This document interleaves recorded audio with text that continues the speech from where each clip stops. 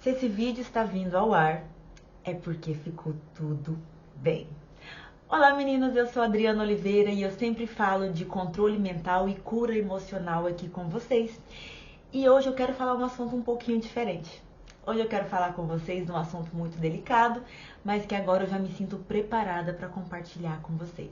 Hoje o assunto é o meu explante de silicone. Primeiro eu quero contar para vocês rapidamente um pouquinho da minha história, o que aconteceu e por que eu decidi fazer esse explante de silicone, tá?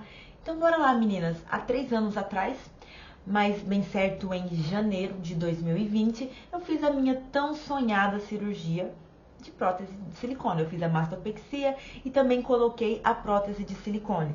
Era um sonho, né? Gastei uma grana, aquele repouso terrível que não é nada fácil. Me preparei para isso, era um sonho realizado. Só que as meninas que me seguem há mais tempo já vão saber e eu vou contar para vocês. Eu tinha um sentimento negativo memorizado que era o arrependimento. Eu tinha um padrão de repetição na minha vida, um padrão de pensamento, uma crença muito enraizada. E desde que eu tive o meu filho mais velho, o Samuel, que hoje está com 15 anos, para quem não sabe, eu tive ele bem jovem ainda. Desde que eu tive ele, toda a minha vida foi uma série de arrependimentos. Eu memorizei esse sentimento na minha vida e eu sempre atraí pessoas, situações, circunstâncias para me arrepender. Tudo na minha vida era uma série de arrependimentos. Tudo que eu fizesse, tá? Eu vou dar um exemplo pra vocês. Eu me casei com o Vinícius e a gente não se casou no civil. A gente simplesmente foi morar junto. Depois eu me arrependi amargamente disso. Eu fiz faculdade de contabilidade, depois de formada, eu me arrependi disso, tá? Eu me mudei de Goiânia, depois eu me arrependi. Então são assim tantas coisas que eu fiz. Eu tive a minha segunda filha e já foi outro arrependimento na minha vida. Todas as mudanças que eu fiz na minha vida, eu me arrependia. Então, assim, tudo que eu fazia tinha um arrependimento. Por quê? Porque esse estado de arrependimento estava memorizado. Então, esse padrão de fazer as coisas e me arrepender vinha se repetindo, precisava se repetir, porque isso era o que? Era uma crença, era um estado mental que eu tinha, uma memorização que o meu corpo tinha. Opa, ela precisa se arrepender. Até coisas mais simples, tá meninas? Como comprar uma roupa, comprar um carro, tudo que acontecia na minha vida tinha que ter um arrependimento. Eu me lembro que até agora, próximo da minha cirurgia, esses dias eu comprei uma sandália. Eu conscientemente olhei pra sandália e falei, nossa, essa sandália é diferente das que eu tenho. Então eu vou comprar essa sandália porque eu vou usar ela, porque ela é um modelo diferente, eu quero experimentar coisas diferentes. Quando a sandália chegou, eu me arrependi de ter comprado. Não só quando a sandália chegou, logo após a compra da sandália, eu me arrependi de ter comprado aquela sandália. Depois eu pedi o reembolso. Me arrependi de ter pedido o reembolso. Então o que eu quero explicar pra vocês? Meu corpo tinha memorizado o arrependimento. Então tudo que eu fizesse na minha vida estava arrependido. Eu me arrependia. Eu criava situações para gerar o quê? Um arrependimento. Porque meu corpo precisava sentir esse arrependimento. Então eu quis dizer isso pra vocês, agora eu já tenho consciência disso, já tô fazendo a minha limpeza, já tá tudo bem diferente. Então voltando à situação lá do silicone, por que eu cheguei nisso? Eu fiz a cirurgia e era um sonho na minha vida desde que eu me entendo por gente, por ter tido meu filho muito jovem, eu queria arrumar os meus seios. E aí, depois que eu tive a minha segunda filha, eu já tava com a grana ali guardada, eu falei, vou fazer a cirurgia. E fiz. Só que eu me arrependi de ter colocado as próteses. Então eu não sei exatamente o que, mas eu tenho bem claro isso, que foi o meu padrão de crença, de ter que ter esse arrependimento na minha vida, tá? Esse era o meu bloqueio emocional, a minha crença limitante, estava muito enraizado e eu não percebia isso. Há pouco tempo que eu vim desmemorizar esse sentimento. Então o que acontece? Eu fiz a cirurgia e eu me arrependi de ter feito aquilo. Eu não achei esteticamente bonito, eu não gostei daquilo, mas esteticamente olhando, ficou bonito, ficou legal, mas o que estava acontecendo? Eu estava alimentando a minha crença, o meu sentimento memorizado no meu corpo. Eu precisava atrair pessoas, situações, circunstâncias para estar me arrependendo. Então a minha vida, como já estava sendo uma série de arrependimentos, esse não poderia ser diferente. Então eu trouxe aqui para vocês todo o meu estado memorizado, o meu estado de ser, as minhas crenças limitantes. Então o que acontece? Com o silicone não foi diferente. Eu fiz e me arrependi. Me arrependi do tamanho, me arrependi disso, me arrependi daquilo, me arrependi de várias coisas. E desde que eu coloquei o silicone, eu sei que eu tenho peso disso, porque a gente cria a nossa realidade. Eu quis dizer pra vocês, esse estado emocional que eu tenho, essa crença limitante, por quê? Porque nós criamos a nossa realidade, tá? E aquilo que tá enraizado aqui se torna realidade aqui fora. O que está dentro é como o que está fora. Não tinha como ser diferente. A minha vida era uma série de arrependimentos. E isso aqui não ia ser diferente. Então, o que acontece? Desde que eu coloquei o meu silicone, foi uma série de problemas. Eu nunca consegui, já tem 3 anos isso, eu nunca consegui aproveitar as minhas próteses de silicone. Desde que eu coloquei silicone, são pontos definitivos internos. Esses pontos inflamam. Eu sinto dor nas mamas. Assim que eu coloquei a prótese de silicone, eu tive leite nas mamas, tá? Começou a dar leite e pros médicos tudo é normal, né? Eu sentia muita dor muscular, tá? Nunca mais eu consegui malhar, nunca mais eu consegui dormir de bruço, nunca mais eu fui a mesma pessoa. Essa parte aqui do meu ombro, o pescoço, eu comecei a ter muita dor de cabeça, o silicone foi por baixo do músculo, e até um ano eu insistia muito com o médico, com o meu cirurgião plástico. E ele falava que era tudo normal. E quando o ponto interno inflamava, tudo do lado esquerdo. Do lado direito eu nunca senti nada, tá, meninos?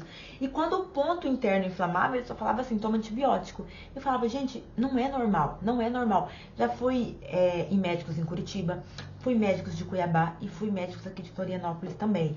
E além de todos esses problemas na mama, de dor muscular, de inflamar ponto, de sentir uma dor exagerada no meu período fértil, durante ali o período de menstruação, todas aquelas coisas, eu comecei a desenvolver outras coisas, tá?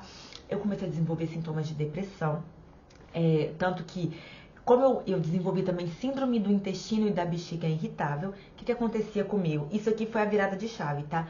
O que começou a acontecer comigo aproximadamente 1 ano e pouco depois da minha cirurgia? Primeiro que eu levantava o braço, eu sentia, então eu tinha toda aquela dor muscular, que os médicos falavam que era normal, porque meu corpo estava acostumando com aquilo. Aí tinha um pontinho interno que inflamava. Além do ponto externo e toda aquela dor que irradiava no meu corpo, que o médico falava que era normal, eu comecei a desenvolver um problema. Eu sentia dores cólicas abdominais e eu ia parar no hospital, ia parar no pronto-socorro. Eu me lembro a primeira vez que eu passei isso, ainda estava na pandemia, eu estava morando em Cuiabá, me deu aquela cólica, eu falei, tô com apendicite. Já corri pro hospital, pro pronto-socorro, estava muito difícil de ser atendido porque foi uma madrugada que os hospitais lotaram com ocorrência de Covid. E aí, o que os médicos falaram? Pode ser apendicite, pode ser alguma coisa. Fez tomografia, fez todo quanto é tipo de exame. E os médicos falaram, vai investigar. Aqui não tem nada, mas vai investigar o que é isso. E aí eu comecei uma investigação. Fui no ginecologista, fui no gastro, fui nisso, fui naquilo outro, e não tinha nada. Não encontravam nada. Fiz também todos aqueles exames de doença autoimune. Fiz investigação para ver se tinha problema de endometriose e não tinha nada, nada. Nunca encontraram nada dentro de mim. E fora isso, da síndrome do intestino e da bexiga irritável, que todo mês eu passo mal que vou parar no hospital, de tanta dor cólica que a barriga incha, comecei a intolerância a glúten, intolerância à lactose, o meu metabolismo ficou muito lento, algo assim fora do normal, sintomas depressivos, tanto que o meu ginecologista me passou fluoxetina para tomar, e eu tava tomando, teve um tempo aqui atrás, meninas, que eu tava tomando assim 7 remédios. O que saía nos meus exames, a única coisa que tinha era inflamação. Como eu sentia muita dor, tinha uma inflamação, saía no exame de sangue, mas não sabia de onde que estava vindo essa inflamação.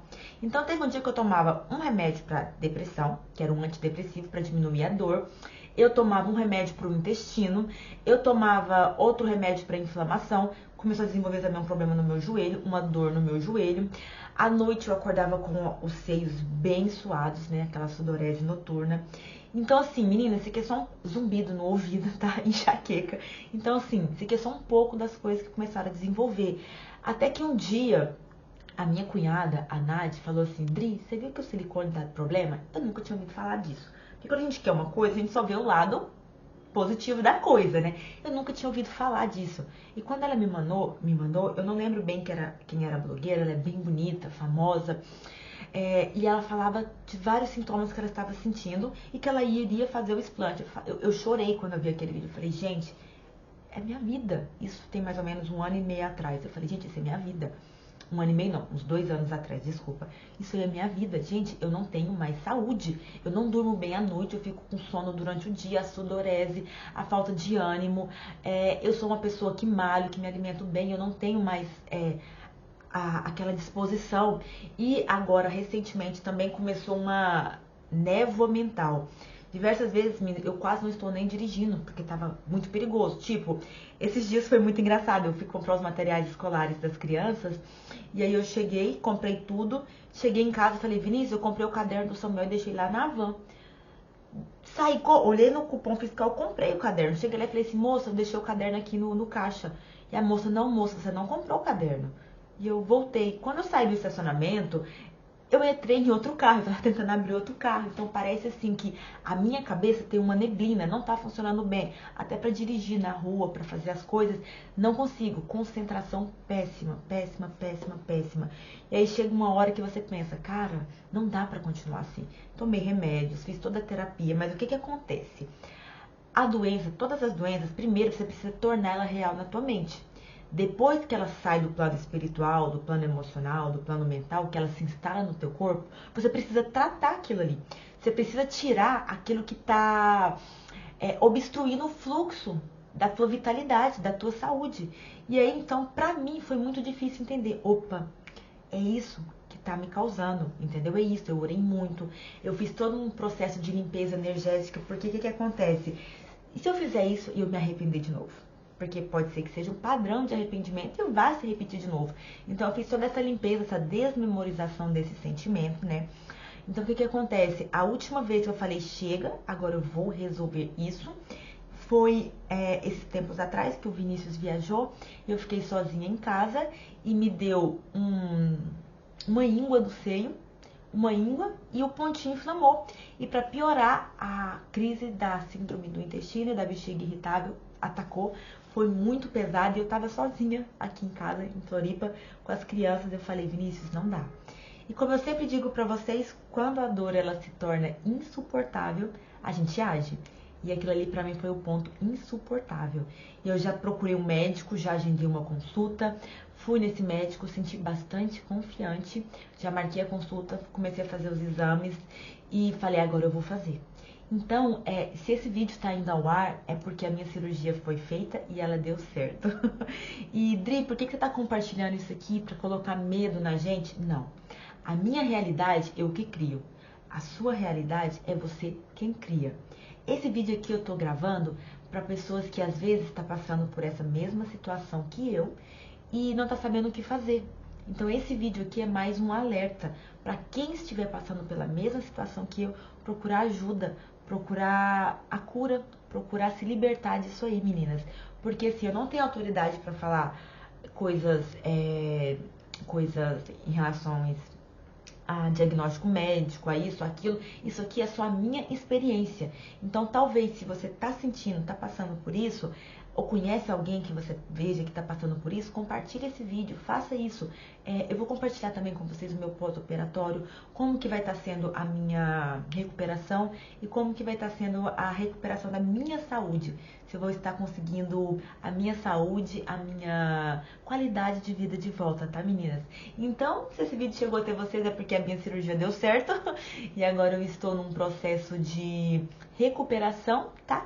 E logo, logo eu volto para contar para vocês um pouquinho mais de como está sendo a minha recuperação, tá, meninas? Tchau, tchau!